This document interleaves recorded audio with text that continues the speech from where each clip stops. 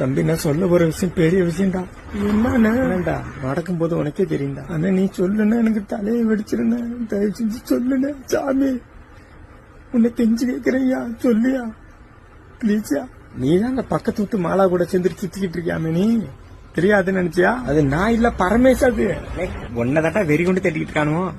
யானு நீங்க 2 பேர் தான் ஓடணும்னு பேசிக்கிட்டீங்களாமே, ஊரை விட்டு ஓடணும்னு. அதான் அந்த பொண்ணை காணுமா?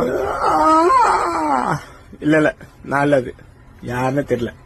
போடு அந்த புள்ளைய காணுமா, காய் அடிக்க அவங்க அப்பா உன்னை தேடி வந்துகிட்டு இருக்காண்டி.